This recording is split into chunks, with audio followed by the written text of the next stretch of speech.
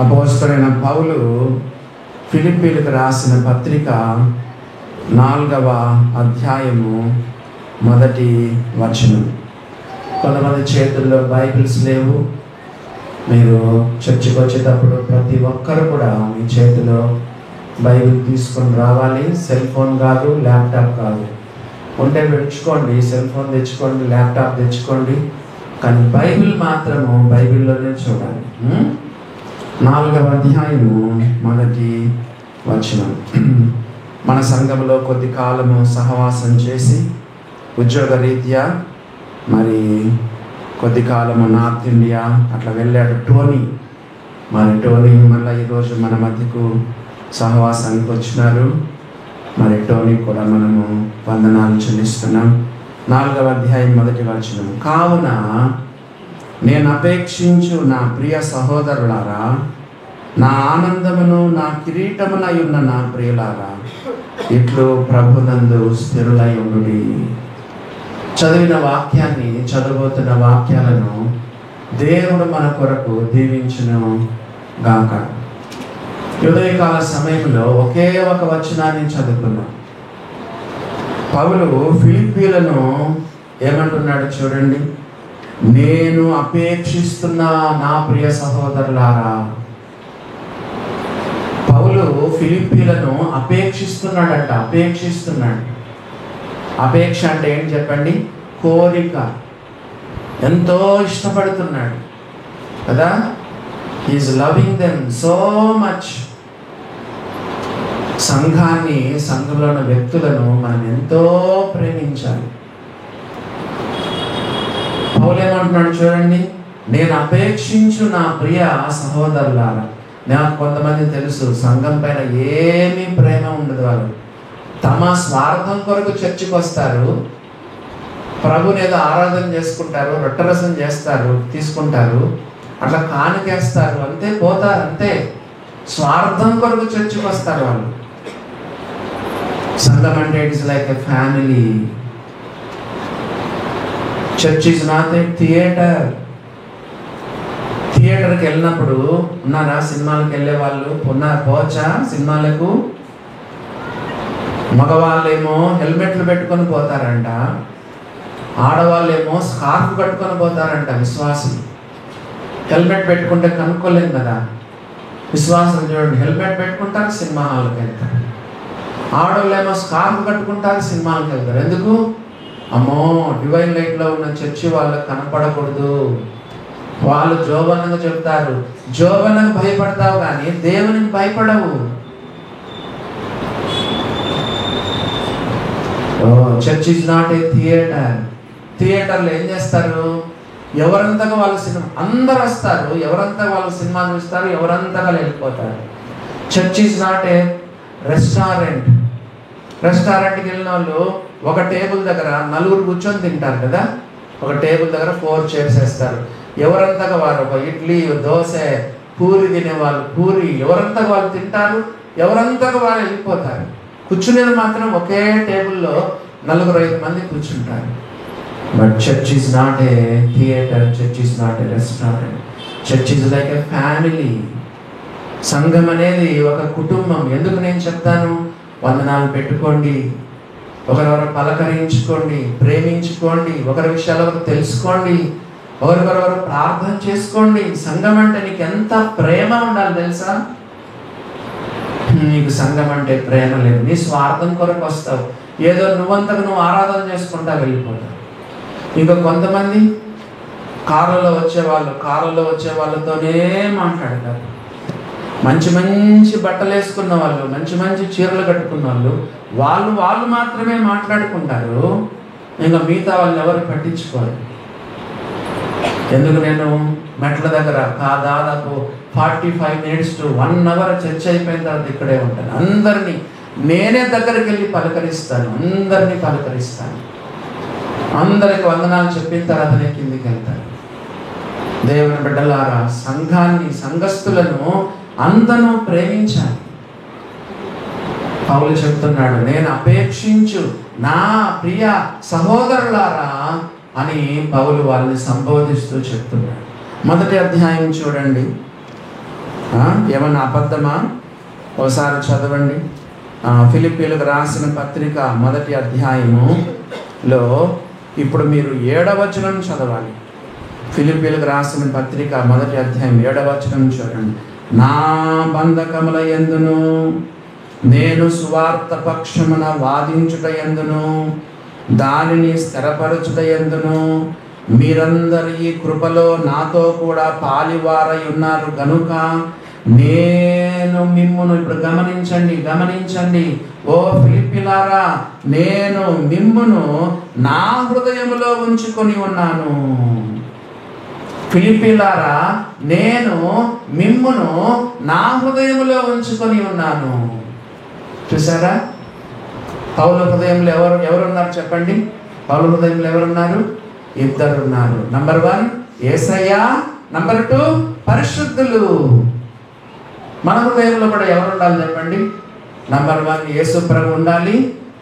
Number 2 సంఘస్థులు, సోదర సోదరీలు. నువ్వు ఏ సంఘానికి వెళ్తున్నావో ఆ సంఘములోని పరిశుద్ధులు నీ హృదయంలో ఉండాలి. ఇద్దరు ఉండాలి మన హృదయంలో.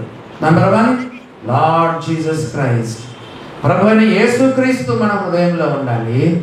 రెండవదిగా చెప్పండి, పరిశుద్ధులు లేదా సంఘస్థులు మన హృదయంలో ఉండాలి. దేవుని బిడ్డలారా, నేను మిమ్మును నా హృదయములో ఉంచుకొని ఉన్నాను. రెండవ మాట ఏం చెప్పాడు చెప్పండి? రెండవ మాట ఏం చెప్పాడు పౌలు ఫిలిప్పీలకు రాస్తూ 4వ అధ్యాయం 1వ వచనం, కావున నేను అపేక్షించు నా ప్రియ సహోదరులారా. ఫిలిప్పీలు కూడా పౌలుకు ప్రియంగా ఉన్నాడు, అందుకే ప్రియమైన సహోదరులారా అంటున్నాడు. వైస్ వర్సా అంటారు కదా. పౌలేమో వీళ్ళను ప్రేమిస్తున్నాడు, వాళ్ళేమో పౌలుకు ప్రియంగా ఉన్నారు.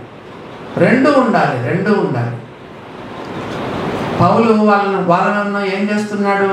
నేను మిమ్మల్ని ఎంతో అపేక్షిస్తున్నాను అని పౌలు అంటాడు. ఇంకా ఏమంటాడు?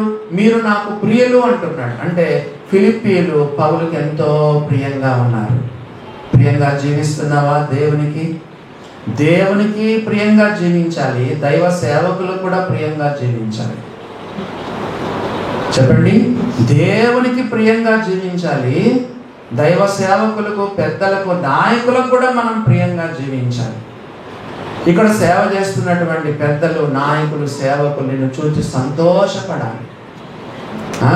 అబ్బా ఎంత యోగ్యుడు, ఎంత తగ్గింపు, ఎంత దీన మనస్సు, ఆ అబ్బాయి ఎంత మరి ఆత్మీయంగా ఎంత బాగుంటాడు అని అనుకోవాలి. సంఘ పెద్దలు కూడా ఉన్నవాళ్ళు అమ్మాయిలను చూసినప్పుడు, సిస్టర్లను చూసినప్పుడు, అమ్మాయి ఎంత పరిశుద్ధురాలు, యోగ్యురాలు, ఎంత తగ్గింపు ఉంది అమ్మాయికి, ఎంత పరిచర్య చేస్తుంది, ఎంత దీనత్వం కలిగిన అమ్మాయి, ఎంత ప్రార్థనా పరులు అని అనుకోవాలి కదా.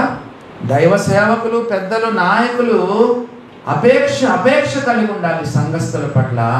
సంఘస్థులు కూడా దేవుని యొక్క సేవకులకు ప్రియంగా జీవించాలి. ప్రియంగా ఉన్నావా? యేసు ప్రభు 30 ఏళ్ళు బోధలు చేయలేదు, స్వస్థతలు చేయలేదు, గ్రామాలకు పోలేదు, దయ్యాలను వెళ్ళగొట్టలేదు. 30 ఏళ్ళు యేసు ప్రభు కార్పెంటరీ వర్క్, తల్లిదండ్రులతో ఉండడం, తండ్రితో సహవాసం చేయడం. ఏ నాడు కూడా సేవ చేయలేదు 30 ఏళ్ల వరకు. యేసు ప్రభు వచ్చాడు, బాప్తిసం తీసుకుంటే ఆకాశం తెరవబడి గాడ్ ద ఫాదర్ ఏమన్నాడు? ఈయన నా ప్రియ కుమారుడు, ఈయన యందు నేను ఆనందిస్తున్నాను. చర్చిలో మీకు చెప్పాను, గుర్తుందా? కొంతమంది పరలోకానికి వెళ్ళిన తర్వాత బంగ్లాలు తీసుకుందాం, నా తండ్రి ఇంట అనేక నివాసాలు గలవన్నాడు కదా. మాకు ఇక్కడ కేసీఆర్ బెడ్రూములు రాలేదు, ఇందిరమ్మ ఇల్లు రాలేదు, మాకు ఏ ఒక్క ఇల్లు లేదు. పరలోకంలో నా తండ్రి ఇంట అనేక నివాసాలు ఉన్నాయి, పరలోకం పైన వెంటనే ఒక బంగ్లా తీసేసుకుందామని అనుకుంటారు కొంతమంది. అయ్యో నాకు ఇక్కడ బంగారే లేదు, బంగారు వీధులంట, బాగా తిరుగుతా, మొత్తం పరలోకం అంతా బంగారంలో ఇటు మొత్తం సంచరిస్తా అని కొంతమంది ఊహించుకుంటున్నారు. కొంతమంది ఏమనుకున్నారంటే పరలోకంలో నేను వెళ్ళిన తర్వాత యేసు ప్రభు నుండి చాలా కిరీటాలు తీసుకుంటానన్నా, చాలా బహుమానాలు తీసుకుంటానన్నా అనుకుంటున్నాను. మన యొక్క గురి బంగారు వీధులు కాదు, బంగ్లాలు కాదు, బహుమానాలు కాదు. చెప్పండి, మన గురి ఏమై ఉండాలంటే పరలోకానికి వెళ్ళిన తర్వాత తండ్రి అయిన దేవుడు కుమారుడైన యేసు ప్రభుని గురించి ఏమన్నాడు? ఈయన నా ప్రియ కుమారుడు, ఈయన యందు నేను ఆనందిస్తున్నానని కోట్ల కొలది దూతల మధ్యలో, కోట్ల కొలది మంది పరిశుద్ధుల మధ్యలో యేసు ప్రభు నిన్ను చూసి నన్ను చూసి చెప్పండి, ఈయన నా ప్రియ కుమారుడు, ఈమె నా ప్రియ కుమారి, ఈయన యందు నేను ఆనందిస్తున్నాను, ఈమె యందు ఆనందిస్తున్నానని చెప్పాలి. దేవునికి మనం అంత ప్రియంగా జీవించాలి. అంత మాత్రం కాకుండా మన తల్లిదండ్రులకు, దైవ సేవకులకు, పెద్దలకు, నాయకులకు మనము ప్రియముగా జీవించాలి. ఇంకో ఏమన్నాడో చూడండి, నా ప్రియ సహోదరులారా అన్నాడు. సహోదరులు అంటే ఏం చెప్పండి? ఒకే రక్తాన్ని పంచుకున్న వాళ్ళు. ఇందాక నేను చెప్పాను, వీఆర్ లైక్ ఎ ఫ్యామిలీ. సహోదరులు అంటే ఏం చెప్పండి? ఒకే రక్తమును, ఒకే కడుపులో పుట్టిన వారు. సహా ప్లస్ ఉదరం సహోదరులు అంట. చెప్పండి, సహా ప్లస్ ఉదరం సహోదరులు. సహా అంటే ఒకే, ఉదరం అంటే కడుపు. ఒకే కడుపులో పుట్టిన వాళ్ళు సహోదరులు, సహోదరులు. ఒక విషయం మీకు చెప్పమంటారా? బైబిల్లో మనకు చాలా పేర్లను దేవుడు పెట్టాడు, రాయించాడు. కొన్ని పేర్లు చెప్పండి. విశ్వాసులు, క్రైస్తవులు, దేవుని బిడ్డలు, దేవుని పిల్లలు, శిష్యులు, సాక్షులు, జ్యోతులు, రాజులు, యాజకులు, పరిశుద్ధ జనము, దేవుని సొత్తైన ప్రజలు. దేవుడు మనకు చాలా పేర్లు పెట్టాడు, కానీ సహోదరులు, సహోదరీలు అనే పదం ఎక్కువ సార్లు బైబిల్లో ఉంది. శిష్యులు కూడా తక్కువే ఉంది, సాక్షులు కూడా తక్కువే ఉంది. క్రైస్తవులు అనే పదం 3 సార్లే ఉంది. సోదరులు, సోదరులు అనే పదం ఎన్నిసార్లు ఉంది చెప్పండి? సోదరులు, సోదరులు అనే పదం ఎన్నిసార్లు చెప్పండి? లెక్కలేని సార్లు ఉంది బైబిల్. అందుకే మన చర్చిని కూడా బ్రదర్ అండ్ చర్చ్ అంటారు. We are all brothers and sisters. పౌలు వాళ్ళని ఏమని పిలుస్తున్నాడంటే సహోదరులారా అని పిలుస్తున్నాడు. చూసారా దేవుని బిడ్డలారా? అందుకే సంఘంలో ఒక్కరెవరైనా సఫర్ అయితే అందరూ సఫర్ కావాలి. మనము సంఘాన్ని బాడీ ఆఫ్ క్రైస్ట్ అంటారు. సంఘం అనేది క్రీస్తు శరీరం అని బైబిల్ చెప్తుంది. మన యొక్క దేహంలో, మన శరీరంలో ఏదైనా ఒక అవయవము ఇక్కడ నొప్పి అయింది అనుకోండి, ఎక్కడ నొప్పి అయితే మొత్తం ఎంటైర్ బాడీ సఫర్ అవుతుంది. పంటి నొప్పి అనుకోండి, అంత బాడీ అంతా సఫర్ అవుతుంది. హెడ్ఏక్ అనుకోండి, చెప్పండి, మరి శరీరం అంతా ఎంత బాధపడుతుంది. సంఘములో ఒక్కరు బాధపడితే అందరూ బాధపడాలి. సంఘములో ఒక్కరు సంతోషంగా ఉంటే అందరూ సంతోషపడాలి. రోమీయులకు రాసిన పత్రిక తెలిసిన వచనాలైనా మీకు చూపిస్తాను. ఎందుకో తెలుసా? అలాగా నేను వాక్యాలు నేర్చుకున్నాను మా సంఘంలో. 12వ అధ్యాయము, రోమా 12వ అధ్యాయము చూడండి, 16వ వచనం చదువుతున్నాను. 15, 16 రోమా 12వ అధ్యాయం 15, 16 వచనాలు. సంతోషించు వారితో సంతోషించండి, ఏడ్చు వారితో ఏడవండి. సంతోషించు వారితో సంతోషించండి, ఏడ్చు వారితో ఏడవండి. సహోదరులు అంటే గమనించండి దేవుని బిడ్డలారా. సంఘంలో ఉన్న వారందరి కొరకు ప్రార్థన చేస్తున్నావా? పేర్లు తీసుకున్నావా? మీకు ఎవరికైనా సంఘస్థుల పేర్లు కావాలంటే అన్నమక్క దగ్గర ఉంటాయి. మరి తీసుకోండి, అందరి పేర్లు ఉంటాయి. మరి పేర్లు తీసుకోండి, ప్రార్థన చేయండి, సంఘం కొరకు ప్రార్థన చేయండి. దేవుని బిడ్డలారా, నా ప్రియ సహోదరులారా అని ఆయన పిలుస్తున్నాడు. ముందుకు సాగి వెళ్దాము. నా ఆనందమును నా కిరీటమునై ఉన్న నా ప్రియులారా. పౌలు యొక్క ఆనందం ఏరో తెలుసా? పౌలు యొక్క ఆనందం ఎవరు అంటే ఫిలిప్పీలే. పౌలు యొక్క కిరీటం ఎవరో తెలుసా? ఫిలిప్పీలే. పౌలు ఏం చెప్తున్నాడు చూడండి, నా ఆనందమును నా సంతోషమునై ఉన్న నా ప్రియులారా అని చెప్తున్నాడు. అసలైన సంతోషం దేంట్లో ఉందో తెలుసా నీకు? దేవుని సేవలో, పరిచర్యలో, సంఘములో, సంఘస్థులతో ఎంత ఆనందం, ఎంత సంతోషం. సంఘానికి వస్తే ఎంత సంతోషం, దేవుని సేవలో ఎంత సంతోషం. ఓ దేవుని బిడ్డలారా, పౌలు చెప్తున్నాడు, నా ఆనందమును నా కిరీటమునై ఉన్న నా ప్రియులారా అని చెప్పాడు కదా. సంతోషం కొరకు అక్కడ అక్కడ వెతుకుతా ఉన్నాం. ముఖ్యంగా యవ్వన బిడ్డలు పాపాలు చేస్తే సంతోషం అనుకుంటారు, ఫ్రెండ్స్తో ఎంజాయ్ చేస్తే సంతోషం అనుకుంటారు. నువ్వు ప్రపంచంలో ఎక్కడైనా వెతుకు, నీకు సంతోషం అందరు. ఒకసారి ఒక ఆయన డాక్టర్ దగ్గరికి వెళ్ళాడు, సార్ నాకు సంతోషం లేదు, మనసు నెమ్మది లేదు, ట్యాబ్లెట్లు ఏమైనా ఇవ్వండి అంటే ఆయన ఏం చెప్పాడంటే, మనోవ్యాధికి మందు లేదు.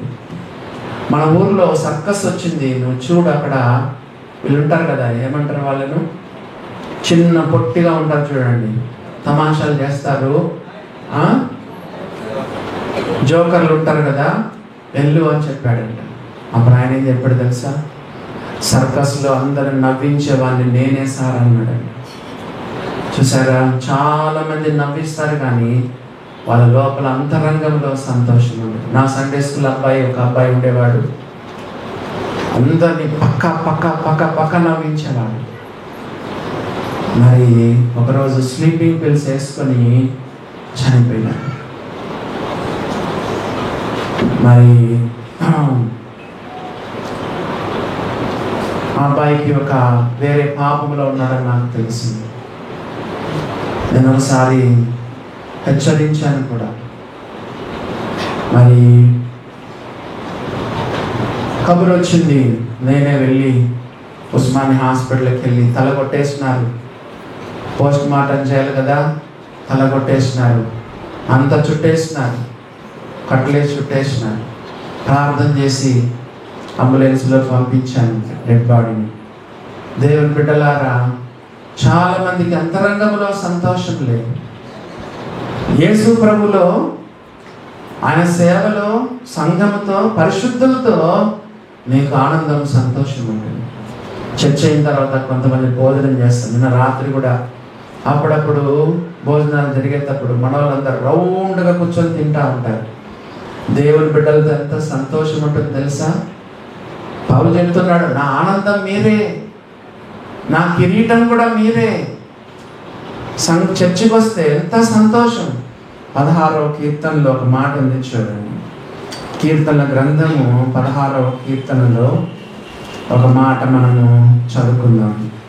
కీర్తనల గ్రంథము 16వ కీర్తనలో ఒక మాట మనము చదువుకుందాము. ఏమంది? 16వ కీర్తన 11వ వచనం. జీవ మార్గమును నీవు నాకు తెలియచేసేదవు, నీ సన్నిధిని సంపూర్ణ సంతోషము కలదు. There is fullness of joy in thy presence. ఎంత జాయ్ అంట? fullness of joy in thy presence. నువ్వు దేవుని సన్నిధిలో ఎంత సంతోషం, ఎంత సంతోషం. మందిరానికి వస్తే, దేవుని సన్నిధిలో గడిపితే, పరిశుద్ధులతో గడిపితే, పరిశుద్ధులతో నువ్వు సహవాసం చేస్తే ఎంత సంతోషం. పౌలు చెప్పాడు, నా ఆనందము, నా కిరీటమునై ఉన్న నా ప్రియులారా అని చెప్తున్నాడు. అని చెప్తూ, ఇట్లు ప్రభువునందు స్థిరులై ఉండండి. కొంతమంది నమ్ముకుంటారు, బాప్తిసం తీసుకుంటారు, నెల లేదా 2 నెలలు, లేదా మహా అంటే 3 నెలలు. ఇంకా ఆయనకి నమ్ముకోకమునుపు ఎట్లున్నారో, నమ్ముకున్న తర్వాత ఇంకా 50 అడుగులు ముందుకు వెనక్కి వెళ్ళిపోతారు. యేసు ప్రభుని నమ్ముకోకమునుపు, యేసు ప్రభుకు 50 అడుగులు దూరంలో ఉన్నామనుకో, నమ్మి బాప్తిసం పొందిన తర్వాత 100-200 అడుగులు వెనక్కిపోతున్నారు. ఉందా బైబిల్లో? ఎందుకు లేదు? వారి కడపటి స్థితి మొదటి స్థితి కంటే మరీ చెడ్డదవుతుంది. కుక్క తన వాంతికి తిరిగినట్లు, కడగబడిన పంది బురదకు మళ్ళినట్టు అను నిజమైన సామెత చొప్పున వారికి సంభవించను. యేసు ప్రభు నమ్ముకోకున్నప్పుడు కొంచెం కొంచెం చిన్న చిన్న పాపాలు చేసేవాడు. నమ్ముకున్న అప్పుడు యేసు ప్రభుకు 100 అడుగుల దూరంలో ఉంటివి. నమ్ముకున్నావు, బాప్తిసం తీసుకున్నావు, ఏం పట్టిందో ఏమైందో ఏమో నీకు. 200 అడుగులు 300 అడుగులు ఎన్నికి వెళ్ళిపోయినా ఘోర పాపాల్లో ఉన్నావు. పౌలు చెప్తున్నాడు, ఇట్లు ప్రభునందు స్థిరులై ఉండండి. బీ స్టెడ్ఫాస్ట్. దేవుల్లో ఇలాగ స్థిరంగా ఉండండి. చూసారా దేవుని బిడ్డలారా, కదలద్దు, మెదలద్దు, డీలా పడిపోవద్దు, కదలకుండా ఉండాలి. ఇందాక 16వ కీర్తన నేను చెప్పాను కదా, మళ్ళా ఆ కీర్తనలో ఒక మాట చదవండి. 16వ కీర్తనలో ఒక మాట ఉంది.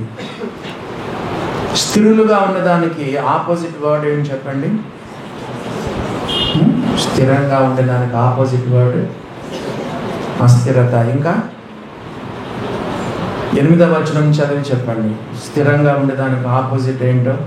16వ కీర్తన 8వ వచనం, సదాకాలము యెహోవా యందు నా గురి నిలుపుచున్నాను, ఆయన నా కుడి పార్శ్వమందు ఉన్నాడు కనుక నేను కదల్చబడను. స్థిరంగా ఉండడానికి ఆపోజిట్ వర్డ్ ఏంటి? కదల్చబడడం. యేసు ప్రభు నమ్ముకున్న తర్వాత ఎన్ని శోధనలు వచ్చినా, ఎన్ని శ్రమలు వచ్చినా కదలకూడదు. స్థిరంగా ఉండాలి. దేవుళ్ళను చాలా గట్టిగా నిలబడాలి. చాలా పోరాటాలు వస్తాయి, దేవుడు అనుమతిస్తాడు, చాలా పరీక్షలు పెడతాడు. ఎందుకంటే నీకు ప్రమోషన్ ఇవ్వడానికి. ప్రతి పరీక్షలను పాస్ అవ్వుకుంటూ పోతే ఆత్మీయంగా ఎదుగుతూ పోతావు. చాలా పైకి నేను నడిపిస్తాడు. కానీ నీకు చాలా పరీక్షలు వస్తాయి, శోధనలు వస్తాయి, శ్రమలు వస్తాయి, పోరాటాలు వస్తాయి. ఇవన్నీ దేవుడే నీకు అనుమతిస్తాడు. ఈ శోధనలో నువ్వు పడిపోతే నువ్వు అక్కడే ఉండిపోతావు. ఎక్కడ వేసిన గొంగలు అక్కడే ఉండిపోతావు. దేవుని బిడ్డలారా, బైబిల్లో రాయబడింది, ప్రభునందు స్థిరులై ఉండండి. ఇట్లు ప్రభునందు స్థిరులై ఉండండి. నిన్న థ్యాంక్స్ గివింగ్ మీటింగ్లో కూడా 112వ కీర్తనలో ఒక మాట మీకు చూపించాను. 112వ కీర్తనలో ఒక మాట చూడండి. నిజంగా దేవునిలో స్థిరంగా ఉన్నవారు కదల్చబడరు. 112వ కీర్తనలో ఒక మాట చూడండి. 6వ వచనం చదువుతున్నాను. ఎట్టివారు మొదటి వచనంలో యెహోవా యందు భయభక్తులు గలవాడు. 2వ వచనంలో యథార్థవంతులు. 4వ వచనంలో యథార్థవంతులు కదా. 6వ వచనంలో నీతిమంతులు. అట్టివారు ఎప్పుడునూ కదిలింపబడరు. నీకు ఎటువంటి పరిస్థితులు వచ్చినా కూడా నువ్వు కదలవు, చెక్కు చెదరవు అంటూ 7వ వచనంలో ఏమన్నాడు? వాని హృదయము యెహోవాను ఆశ్రయించి స్థిరముగా ఉండును. నీ హృదయము యేసు ప్రభుని అంటి పెట్టుకొని ఉండాలి. నీ హృదయము యేసు ప్రభుని గట్టిగా పట్టుకోవాలి. ఈ మధ్య నేను ఒకరింట్లో ఒక వాక్యం చెప్పాను. యోనాతాను హృదయము దావీదు హృదయంతో కలిసిపోయిందంట. నీ హృదయం యేసు ప్రభు హృదయంతో కలిసిపోవాలి. చెప్పండి, యోనాతాను హృదయము దావీదు హృదయంతో కలిసిపోయింది. యోనాతాను దావీదును తన ప్రాణ స్నేహితునిగా భావించుకున్నాడు. నీ హృదయం యెహోవాను ఆశ్రయించి స్థిరంగా ఉండాలి. నీ హృదయం యేసు ప్రభు హృదయం ఇట్లా కలిసిపోవాలి. దేవుని బిడ్డలారా, వాని హృదయం యెహోవాను ఆశ్రయించి స్థిరముగా ఉండును. వాడు దుర్వార్తకు జడియడు, కదలడు, స్థిరంగా ఉంటాడు. మళ్ళా మనము అదే వచనం చదువుకుందాం. ఫిలిప్పీయులకు రాసిన పత్రిక 4వ అధ్యాయము 1వ వచనం. కావున నేను అపేక్షించు నా ప్రియ సహోదరులారా, నా ఆనందమును నా కిరీటమునై ఉన్న నా ప్రియులారా. మరి పౌలుకు కిరీటం ఏంటి చెప్పండి? పౌలుకు కిరీటం ఏంటి? ఫిలిప్పీలే కిరీటం. పౌలుకు కిరీటం ఎవరంటే ఫిలిప్పీలే. చదవండి.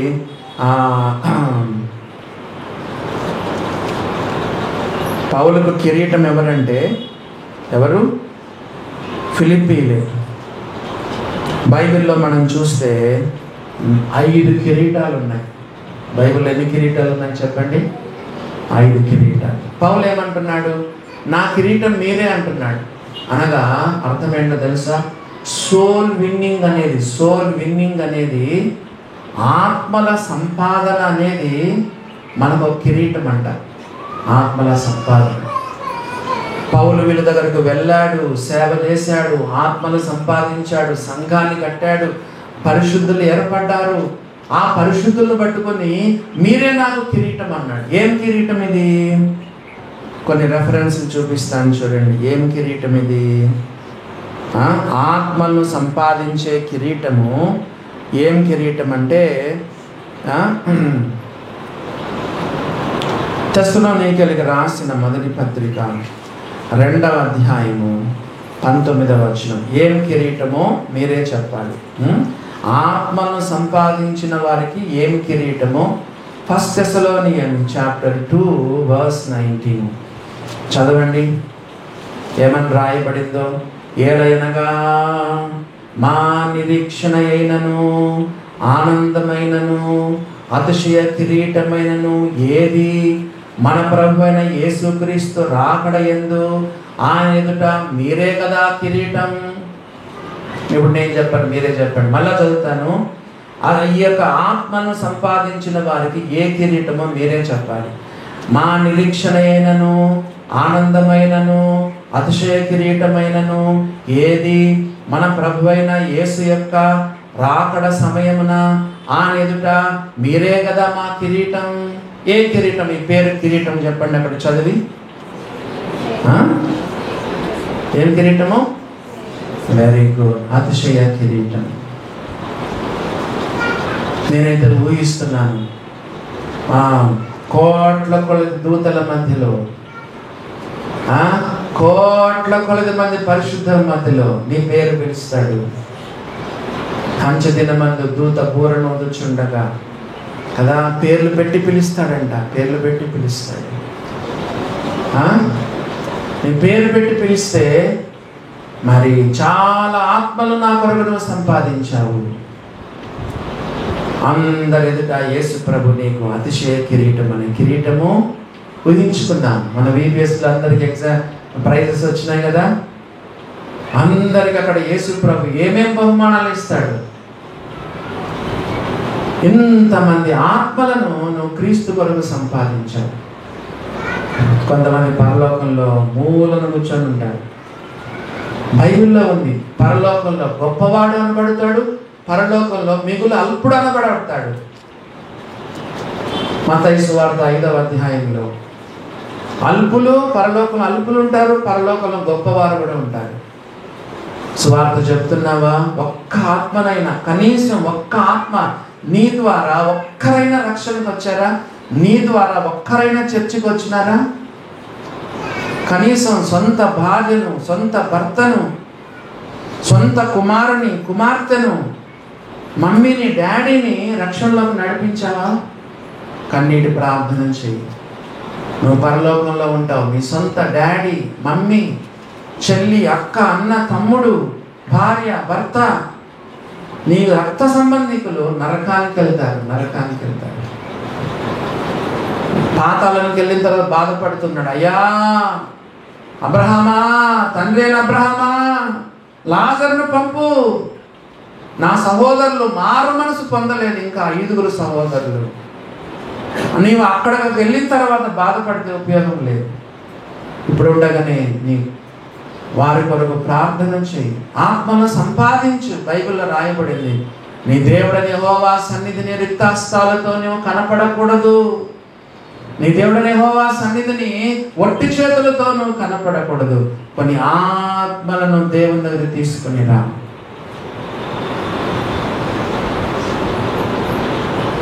చెప్పు కదా, యేసు ప్రభువు 2 మాటలు చెప్పు.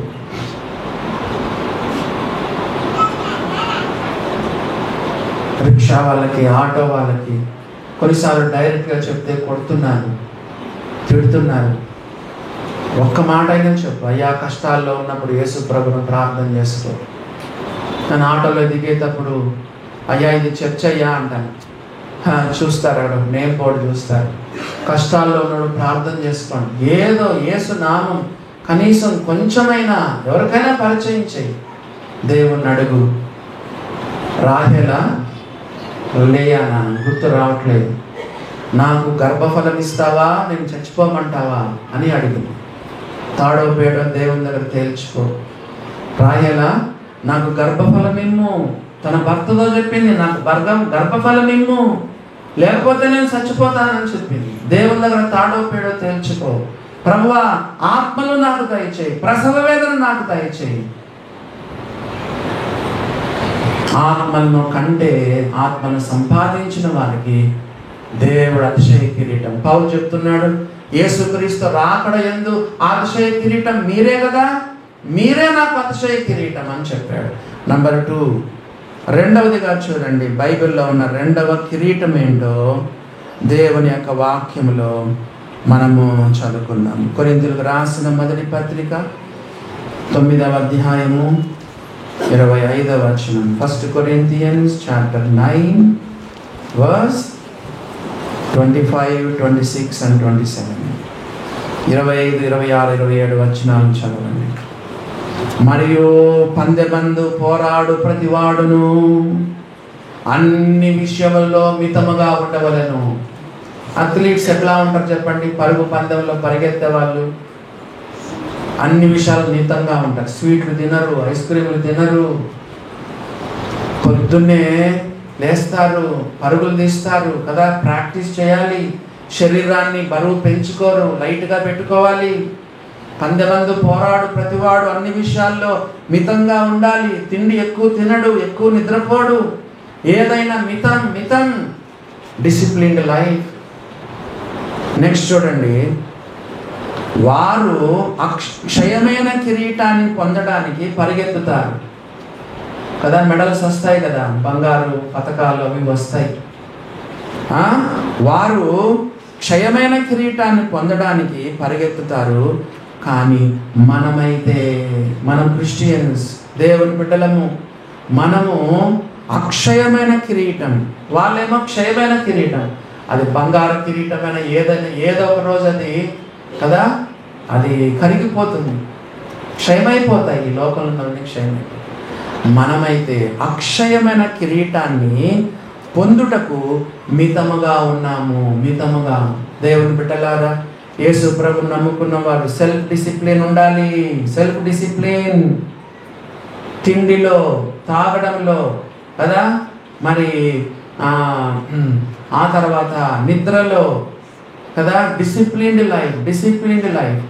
కోరికలు కూడా, నీ కోరికలు కూడా చెప్పండి, పౌలు చెప్పాడు మితంగా ఉండాలి, అన్ని విషయాల్లో మితంగా ఉండాలి. దేవుని బిడ్డలారా గమనించండి, కొంతమంది కామ పిశాచు ఉంటుంది, ఎప్పుడు చూసినా వాళ్ళకి అదే కావాలి. పెళ్ళైన భార్య భర్తలకు ఎప్పుడు అదే, ప్రార్థన లేదు, వాక్యం లేదు, సహవాసం లేదు, చర్చి లేదు. ఎప్పుడు చూసినా నువ్వు అన్ని విషయాల్లో మితంగా ఉండాలి. తిమోతి, అక్షయమైన కిరీటం పొందాలంటే అన్ని విషయాల్లో మితంగా. 26వ వచనం, కాబట్టి నేను గురి చూడని వాని వలె పరిగెత్తువాడను కాను. పరిగెత్తేటప్పుడు ఏముంటుంది? ఫినిషింగ్ లైన్ ఉంటుంది. Finishing line. మన సోదరులు కొంతమంది ఎస్ఐలకు ప్రిపేర్ అవుతున్నారు, పోలీసులకి జాబ్స్కి ప్రిపేర్ అవుతున్నారు. పొద్దున్న లేస్తేనే పరుగులు తీసేయడానికి పోతారు. ఫినిషింగ్ లైన్ 250 కిలో, ఎన్ని మైల్స్ 5 మైల్స్ ఏదో నాకు తెలియదు, గుర్తులేదు. ఇన్ని కిలోమీటర్లు ఇన్ని నిమిషాల్లో పరిగె. Finishing line, finishing time. గురి ఫలానా చోటకు మీరు చేరాలి, ఇన్ని నిమిషాల్లో ఫలానా చోటకు చేరాలి. గురి చూడని వాళ్ళ వల్ల నేను పరిగెత్తువాడను కాను. 27వ వచనం, గాలికి కొట్టినట్టు నేను పోట్లాడడం లేదు. గురి లేకుండా, గమ్యం లేకుండా పోరాడితే ఏం ప్రయోజనం? ప్రైజ్ వస్తుందా? ఇప్పుడు చదవండి, ఒకవేళ ఇతరులకు ప్రకటించిన తర్వాత నేనే భ్రష్టుడనైపోదునేమో అని నా శరీరాన్ని నలకొట్టుకొని ఐస్ క్రీమ్ తినద్దు కదా. నువ్వు ఈ యొక్క పందెపు రంగంలో పోరాడాలంటే ఐస్ క్రీమ్లు ఎక్కువ తింటే బాడీ ఎక్కువ లావ్ అయిపోతుంది, స్వీట్లు ఎక్కువ తింటే బాడీ లావ్ అయిపోతుంది, పొద్దుస్తమానం బిర్యానీలు తింటే లావు పెరిగిపోతాం, రోజు చికెన్ మటన్ తింటే లావ్ మితం మితం పౌలు అంటున్నాడు. ఎలాగా పరుగు పందెంలో పరిగెత్తే వాళ్ళు మితంగా ఉంటారో, తమ బాడీని డిసిప్లిన్ చేసుకుంటారో, నేను స్పిరిచువల్గా నా బాడీని నలకొట్టుకుంటున్నాను. స్పిరిచువల్గా కూడా మనం ఏం చేయాలంట? we have to be under control, we have to discipline our bodies. నా శరీరాన్ని నలకొట్టుకుంటున్నాను. చూడమంటే చూడడం కాదు, పలకమంటే పలకడం కాదు, రాయమంటే రాయడం కాదు, చదవమంటే చదవడం కాదు, అనుభవించమంటే అనుభవించడం కాదు, మితంగా ఉండాలి. శరీరాన్ని నలకొట్టుకోవాలి. వీళ్ళకి ఏ కిరీటం చెప్పండి మీరు? వీళ్ళకి ఏ కిరీటము? అయ్యో చదివి చెప్పండి. వెరీ గుడ్, అక్షయమైన కిరీటము.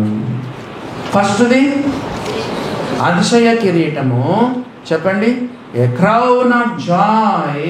నంబర్ 2 చెప్పండి, అక్షయమైన కిరీటం, ఏ క్రౌన్ ఆఫ్ అన్కరప్టబుల్. కదా, కరప్ట్ అయ్యేటువంటి కిరీటం కాదు, అక్షయమైన కిరీటం, అన్కరప్టబుల్ క్రౌన్ అని బైబిల్లో చూస్తాం. ఎవరికి అక్షయమైన కిరీటం? ఎవరికి? ఇష్టానుసారంగా జీవించే వాళ్ళక, కోరికలు నెరవేర్చుకునే వాళ్ళక? నో. ఇతరులకు ప్రకటించిన తర్వాత నేనే భ్రష్టుడనైపోదనేమో అని నా శరీరాన్ని నలకొట్టుకొని ఇష్టానుసారంగా చూస్తావు.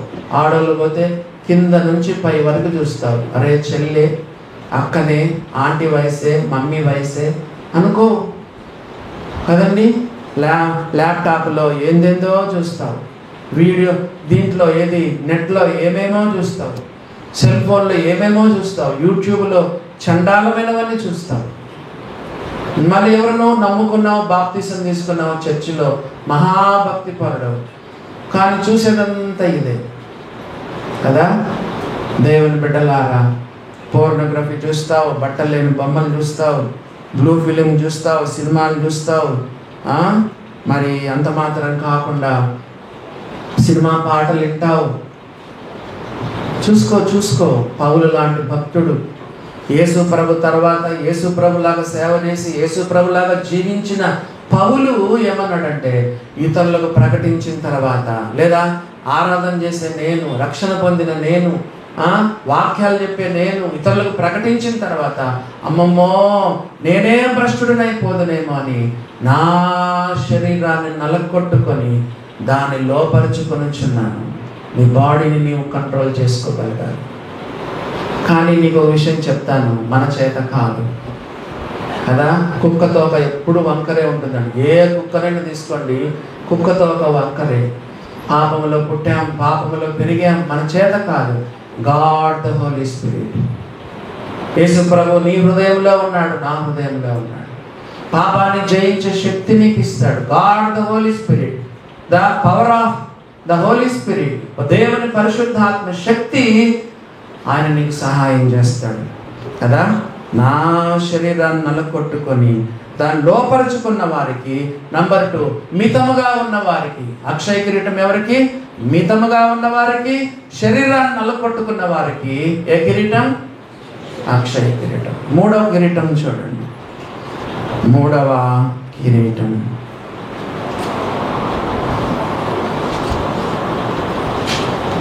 యాకోబు రాసిన పత్రిక 1వ అధ్యాయము 12వ వచనం. యాకోబు రాసిన పత్రిక 1వ అధ్యాయము 12వ వచనం చూడండి. యాకోబు రాసిన పత్రిక 1వ అధ్యాయము 12వ వచనం. శోధన సహించువాడు ధన్యుడు, అతడు శోధనకు నిలిచిన వాడై ప్రభు తన్ను ప్రేమించు వారికి వాగ్దానం చేసిన జీవ కిరీటము పొందును. చెప్పండి, శోధన సహించువాడు ధన్యుడు. అట్టివాడు శోధనకు నిలిచిన వాడే. శోధనకు నిలుస్తున్నావా, శోధనకు పడిపోతున్నావా? శోధనలు అందరికీ వస్తాయి. మీలో కొంతమంది అనుకుంటారు వీళ్ళు బోధకులు, పెద్ద సేవకులు, మరి ప్రార్థనా పరులు, ఈ అన్నోళ్ళకు శోధనలు ఉండవు, సంఘ పెద్దలకు, నాయకులకు, సేవకులకు శోధనలు ఉండవు మీరు అనుకుంటారేమో. మీకంటే ఎక్కువ శోధనలు మాకుంటాయి. ఎందుకు? నాయకులు పడదోస్తే సంఘం అంతా డిస్టర్బ్ అయిపోతుంది, కొలాప్స్ అయిపోతుంది. సంఘ పెద్దలను, నాయకులను, సేవకులను పడగొట్టాలని మీకంటే ఎక్కువ శోధనలు సాతాను మాకు రప్పిస్తాడు. కానీ దేవుడు మమ్మల్ని కాపాడుతూ ఉంటాడు. గమనించినారా దేవుని బిడ్డలారా? మీకు వచ్చే శోధనలు మాకు కూడా వస్తూ ఉంటాయి. మనకు వస్తున్న శోధనలు యేసు ప్రభుకు వచ్చినాయి. బైబిల్లో రాయబడింది, మన ప్రధాన యాజకుడు మన బలహీనతల యందు మనతో సహానుభవం లేనివాడు కాడు, కానీ సమస్త విషయాల్లో మన వల్లనే శోధింపబడిన ఆయన పాపము లేనివాడు. యేసు ప్రభు మనలాగా శోధింపబడ్డాడు. శోధనలు అందరికీ వస్తాయి. మీరు ఇక్కడున్న వాళ్ళు విశ్వాసులు, అన్న నాకేం శోధన రావట్లేదంటే అతను నువ్వు విశ్వాసం అయితే కదా. చెప్పండి అన్న, అసలు నాకు ఏం శోధన రావట్లేదన్నా అని మీరు అంటున్నారు అనుకోండి నాతో, అసలు నువ్వు విశ్వాసం అయితే కదా. నిజమైన విశ్వాసం అయితే శోధనలు వస్తాయి. యేసు ప్రభు ఈ లోకంలో ఉన్నప్పుడు ఆయన శోధింపబడ్డాడు. హెబ్రీ 2:16 ఆయన శోధింపబడి శ్రమ పొందను కనుక శోధింపబడి వారికి అందరికీ సహాయం చేయగలవాడై ఉన్నాడు. హెబ్రీ 2:18-18 తాను శోధింపబడి శ్రమ పొందను. శోధనలు వస్తాయి. చూడండి, పక్షులు మన తల మీదుగా పోవచ్చు, తప్పేం లేదు కదా. పోతుంటే సినిమా పాటలు వినిపిస్తాయి కదా, అందమైన వాళ్ళు కనిపిస్తూ ఉంటారు కదా. కొన్ని నీకు శోధనలు వస్తూ ఉంటాయి, ఏవేవో వస్తూ ఉంటాయి. నీవు పక్షులు నీ తలలో కూర్చోబెట్టుకొని గూడు పెట్టించుకునేటట్లయితే పాపం. శోధింపబడ్డం పాపం కాదు. వస్తూ ఉంటాయి, ఏమేమో కనపడతా ఉంటాయి, వినపడతా ఉంటాయి కదా. ఎవరెవరో శోధిస్తూ ఉంటారు కదా. నీకు ఏమేమో కనిపిస్తూ ఉంటాయి, ఏమేమో నీకు లోకంలో ఎన్నెన్నో పోరాటాలు ఉంటాయి, తప్పేమీ లేదు. పక్షులు నీ తల మీద ఎన్నిసార్లైనా పోనీ, మనకేమి. పక్షులు వచ్చి నీ తలలో గూడు పెట్టుకుంటే తప్పు. పక్షులు రండి రండి పక్షులారా రండి మా తలలో గూడు పెట్టుకోండి అంటే తప్పు. శోధన సహించువాడు ధన్యుడు, అతను శోధనకు నిలిచిన వాడై. చెప్పండి, నిలబడుతున్నావా, పడిపోతున్నావా? శోధనకు నిలుస్తున్నావా, శోధనకు పడిపోతున్నావా? అతను శోధనకు నిలిచిన వాడై ప్రభు తన్ను ప్రేమించు వారికి వాగ్దానం చేసిన జీవ కిరీటం. ఇప్పుడు మీరు చెప్పండి, శోధన జయిస్తే మనకు ఏ కిరీటం? జీవ కిరీటం. Crown of life, crown of life, crown of life. మళ్ళా చెప్తున్నాను, మనం ఒకవేళ యేసు ప్రభు కోట్ల మంది దూతల మధ్యలో, కోట్ల మంది భక్తుల మధ్యలో నీ పేరు చదివి, నా బిడ్డ ఎన్నో శోధనలను తట్టుకున్నావు, ఇదిగో జీవ కిరీటం అని అందరి ఎదుట నీకు జీవ కిరీటం పెడతాడు. ఊహించుకున్నాం, అట్లా ఊహించుకున్నాం. జీవ కిరీటం ఇద్దరికని ఉంది బైబిల్లో. ఒక శోధన జయించిన వాళ్ళకి జీవ కిరీటమే. ప్రకటన 2:10 చదవండి. జీవ కిరీటం ఇద్దరికి ఇస్తాడు దేవుడు, 2 రకాలైన గుంపులకి. జీవ కిరీటం ఇద్దరికి. శోధన సహించిన వాళ్ళకి 10వ వచనం చదవండి, 2:10. ఇదిగో మీరు శోధింపబడినట్లు అపవాది మీలో కొందరిని చెరలో వేయింపబోచున్నాడు. మీకు తెలుసా, రేపు పొద్దున వేరే గవర్నమెంట్ వస్తే చెప్పండి, ఎస్సీలుగా ఉన్నవారు చర్చికి వెళ్తే జైల్లో వేస్తామంట. ఎందుకంటే సర్టిఫికెట్లో నీకు హిందూ అని ఉంది, చర్చికి పోతున్నాం. లేదయ్యా నేను యేసు ప్రభు కొరకు నిలబడతాను, ఏమైనా కానీ నా సర్టిఫికెట్లో ఏమన్నా సార్ నేను మాత్రం చర్చికి వెళ్తాను అన్నాం అనుకో, జైల్లో వేయచ్చు కదా. పాస్టర్లను, దైవ సేవకులను వాళ్ళు ఏం తప్పిదాలు లేదు, ఎక్కడో ఒకటి ఇరికించవచ్చు కదా. ఏదో ఒకటి రకంగా ఇరికించొచ్చి ఇట్లా చేసిన, మత మార్పులు చేసిన, అది చేసి జైల్లో వేయచ్చు. సిద్ధపడండి దేవుని బిడ్డలారా, రాబోయే దినాల్లో చాలా శ్రమలు రావచ్చు. సాతాను ఇదిగో ఏమని రాయబడింది 10వ వచనం, మీరు శోధింపబడినట్లు అపవాది మీలో కొందరిని చెరలో వేయింపబోచున్నాడు. 10 దినాలు శ్రమ కలుగును. నీ శ్రమలకు అంతం లేదు అనుకోవద్దు. ఇక్కడ ఎన్ని దినాలు శ్రమ? మీలో కొంతమంది నాతో అంటున్నారు, అన్నా ఎంతకాలం అన్నా ఈ కష్టాలు, ఎంతకాలం అన్నా ఈ శ్రమలు. శ్రమలకు అంతము పలికేది దేవుడు. అంత ఆయన కంట్రోల్లో ఉంది కదా. ఎన్ని దినాలు శ్రమలు? 10 దినాలే శ్రమలు. మరి నీవు నేను అనుభవించే శ్రమలకు కూడా ఒకరోజు ఫుల్ స్టాప్ ఉంది. ఈ శ్రమలు అట్లనే ఉండవు. 10 దినాలు శ్రమ కలుగును. చెప్పండి నెక్స్ట్, మరణము వరకు నమ్మకంగా ఉండదు. సోదరులారా, సోదరిలారా, ఈ మధ్యనే మనం ఇస్కరియోతు యూదాను గురించి మనం విన్నాం. ద్రోహం చేశాడు యేసు ప్రభుకు, ద్రోహం చేశాడు. యేసు ప్రభుతో ఉన్నట్టే ఉన్నాడు. యేసు ప్రభు దగ్గర వేషధారణగా ఉన్నాడు. బయటికి వెళ్ళి బేరం ఆడుకొని వచ్చినాడు. 20 అంటే నో అన్నాడు, 25 అంటే నో అన్నాడు. సర్లేయ్యా 27 ఇస్తానండి, నో 30 ఇవ్వాల్సిందే, 30 వెండి నాణాలు ఇస్తేనే. పోయినాడు యేసు ప్రభుకు డబ్బులు, యేసు ప్రభుని అమ్మేసినాడు. 30 వెండి నాణాలు తెచ్చుకొని యేసు ప్రభు ముద్దు పెట్టుకొని అప్పగించాడు. సోదరుడా, సోదరి, విశ్వాసి, యేసు ప్రభుకు నమ్మకంగా ఉండు. ఎంతవరకు? మరణము వరకు నమ్మకంగా ఉండు. నువ్వు చచ్చిపోయేంత వరకు యేసు ప్రభుకు ప్రతి చిన్న విషయంలో, అది నీకు పాపముగా అని ఏదైతే అనిపిస్తుందో ఆ విషయాలన్నిట్లో కూడా దేవునికి నమ్మకంగా ఉండు, నమ్మకంగా ఉండు. 10 దినాలు శ్రమలు కలుగుతాయి, కానీ మరణము వరకు నమ్మకంగా ఉండు. దేవుడు ఏమన్నాడు? జీవ కిరీటం, జీవ కిరీటం. జీవ కిరీటం ఎవరికి చెప్పండి? శోధన సహించిన వాళ్ళకి జీవ కిరీటం, శ్రమలను సహించిన వాళ్ళకు కూడా జీవ కిరీటం. ఎన్ని కిరీటాలు అయినా ఇప్పటికీ? ఎన్ని?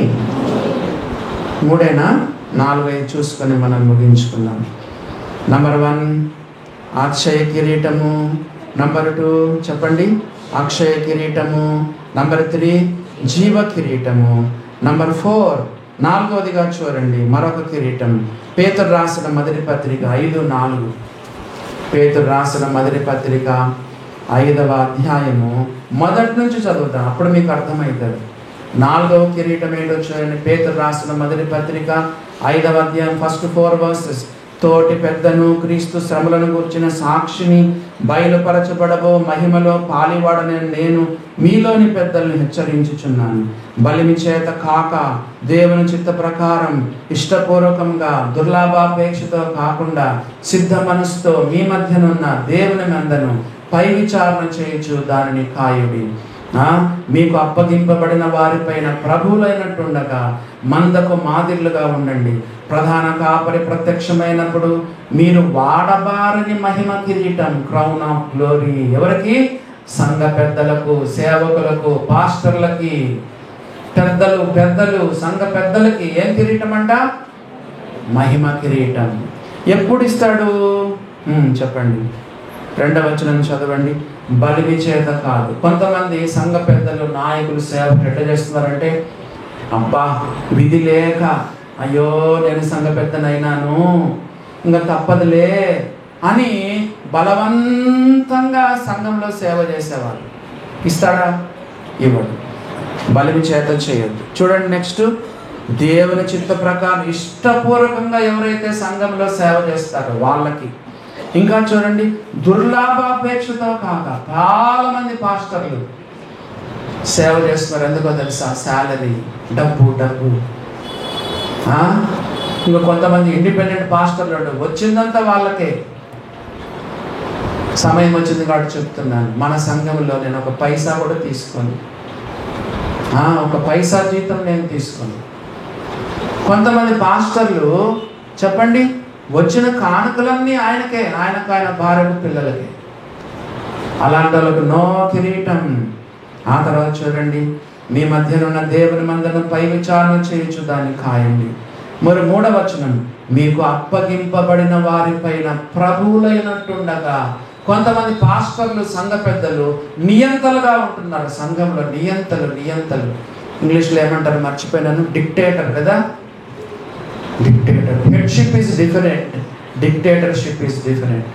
సంఘంలో నాయకత్వం ఉంటుంది, లీడర్షిప్ ఉంటుంది. Leadership is different, dictatorship is different. చాలామంది సంఘ పెద్దలు, నాయకులు, సేవకులు డిక్టేటర్స్గా, నియంతలుగా ఉన్నారు కదా. సంఘాన్నంతటిని సంఘాన్నంతటిని చేతిలో పెట్టుకొని వాళ్ళు ఆడిందే ఆట, పాడిందే పాటగా ఉంటుంది. అలాంటి వాళ్ళకు కూడా నో మహిమ కిరీటం కదా. బైబిల్లో రాయబడింది, అప్పగింపబడిన వారిపైన ప్రభువులైనట్టు ఉండగా మందకు మాదిరిగా. మాదిరి అంటే ప్రసంగాలు కాదు, జీవితం మాదిరి. బోధ చేసేవాళ్ళు మాటల ద్వారా కాదు, జీవితం ద్వారా బోధించాలి. మందకు మాదిరిగా ఉంటే అలాంటి వారికి ఇప్పుడు చెప్పండి 4వ వచనం. అలాంటి పెద్దలకు, నాయకులకు, సేవకులకు, పాస్టర్స్కి చెప్పండి, వాడబారని మహిమ కిరీటం, క్రౌన్ ఆఫ్ గ్లోరీ. అందరి ఎదుట పిలిచి నమ్మకంగా సంఘాన్ని కాసినావు, నమ్మకంగా సేవ చేసావు, నా సంఘాన్ని ఎంతో చక్కగా నువ్వు కాచినావు, వాక్యాలు చెప్పినావు, రా అని చెప్పి అందరి ముందర దేవుడు మన కిరీటము ఇస్తాడు. ఆఖరిది చెప్పి ముగించుకుందాం. ఆఖరిగా తిమోతికి రాసిన 2వ పత్రిక 4వ అధ్యాయం 8వ వచనం. తిమోతికి రాసిన 2వ పత్రిక 4వ అధ్యాయము 8వ వచనం చూడండి. 7వ వచనం కూడా చదవండి. మంచి పోరాటం పోరాడి తిని, 2వ తిమోతి 4:7, నా పరుగు తుదముట్టించి తిని, కడముట్టించి తిని, విశ్వాసమును కాపాడుకుంటుని, ఇక మీదట నా కొరకు నీతి కిరీటం ఉంచబడి ఉన్నది. ఆ దినమందు నీతి గల న్యాయాధిపతి అయిన ప్రభు అనగా కిరీటాన్ని నాకు మాత్రమే కాకుండా తన ప్రత్యక్షతను అపేక్షించే వారికి అందరికీ అనుగ్రహించును. రాకడను అపేక్షించే వాళ్ళకి ఏ కిరీటం చెప్పండి? నీతి కిరీటం. నీతి కిరీటం, క్రౌన్ ఆఫ్ రైచియస్నెస్. నీతి కిరీటం. రాకడను అపేక్షిస్తే, రాకడను అపేక్షిస్తున్నావా? కొంతమంది ఏమంటారంటే, యేసు ప్రభువా ఇప్పుడే రావద్దయ్యా, ఇంకా నాలో కొన్ని లోపాలు ఉన్నాయి స్వామి, నీ రాకడ ఇప్పుడే వస్తే నేను సిద్ధంగా లేను, వద్దయ్యా అంటున్నారు. పరిశుద్ధంగా జీవించే విశ్వాసం ఏమంటాడు? ప్రభువైన యేసు త్వరగా రమ్ము, వద్దయ్యా ఈ లోకమొద్దు, ఈ లోకంలో ఉన్న ఈ యొక్క ఆశలొద్దు, పాపాలు వద్దయ్యా, ఎప్పుడెప్పుడు వస్తావు కదా. పొద్దున ఆరాధనలో పాట పాడాను, ఫస్ట్ పాట. వచ్చారా ఫస్ట్ పాటకి? కనీసం ఫస్ట్ పాటకు రావాలి, కనీసం రెండవ పాటకు రావాలి, లేదా కనీసం 3వ పాట లోపల నువ్వు రావాలి. నీవు ప్రభు బల్లకు 3 పాటల లోపల రావట్లేదంటే నీకు దైవ భయం లేదు కదండి. సాధ్యమైనంత వరకు దేవుడు మొదటి పాటలో ఏం పాడాము?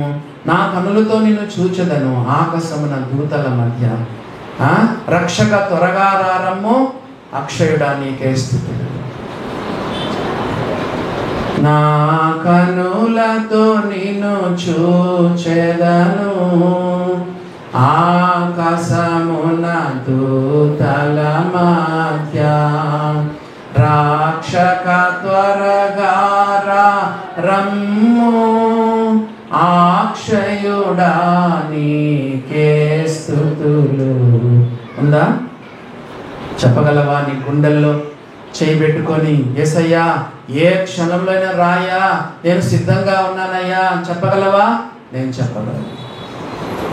అన్ని నేను సరి చేసుకున్నాను, దేవుని దగ్గర సరిపెట్టుకోవాలి, అన్ని సరి చేసుకున్నాను. చెప్పగలవా? చెప్పు, దేవునితో చెప్పు. ఇంకా ఏమైనా లోపాలు ఉంటే ఒప్పుకో, బాకీలు ఏమైనా ఉంటే తీర్చేసే, ఎవరైనా క్షమాపణ అనుకుంటే క్షమాపణ అడుగు కదా. లేకపోతే అన్ని అక్కడ నిలదీస్తాడు, అన్ని అక్కడ నువ్వు జవాబు చెప్పాల్సి వస్తుంది. సిద్ధపడు, దేవుని రాకడ కొరకు సిద్ధపడు కదా. ఆ నీతి గల న్యాయాధిపతి నాకే కాదు, తన ప్రత్యక్షతను అపేక్షించే వారికి అందరికీ, those who are eagerly waiting for his appearance, అలాంటి వారికి దేవుడు ఏ కిరీటం? నీతి కిరీటం, క్రౌన్ ఆఫ్ రైచియస్నెస్. కాబట్టి ఇలాంటి 5 కిరీటాలు పొందుకోవడానికి దేవుడు మనకు సహాయం చేయను గాక. రక్షణ పొందిన వాళ్ళకి కిరీటం లేదు, ఏం లేదు. నేను విన్నాను, రక్షణ పొందిన వాళ్ళు పొరపాటున పరలోకానికి వచ్చినా కూడా వాళ్ళే అంటారంట, స్వామి ఈ శబ్దాన్ని తట్టుకోలేకపోతాను. ఏ శబ్దం? పరిశుద్ధుడు, పరిశుద్ధుడు, పరిశుద్ధుడు. ఎక్కడ చూసినా పరిశుద్ధత పరలోకంలో. వాళ్ళే చెప్తారంట, అయ్యా నీ దగ్గర మేము ఉండడానికి యోగ్యులము కాదయ్యా. యేసయ్యా మాకు నరకమే గతయ్యా, నువ్వంతకు నువ్వే నరకానికి వెళ్ళిపోతావు. అంత పరిశుద్ధత తట్టుకోలేవు, నువ్వు పరలోకంలో ఉండలేవు. యేసు ప్రభువుని నమ్ముకుంటేనే నీకు ఆ కిరీటం. నమ్ముకోండి, నమ్ముకున్న మనం 5 కిరీటాలు పొందుకోవడానికి దేవుడు మనకు సహాయము చేయనుగా.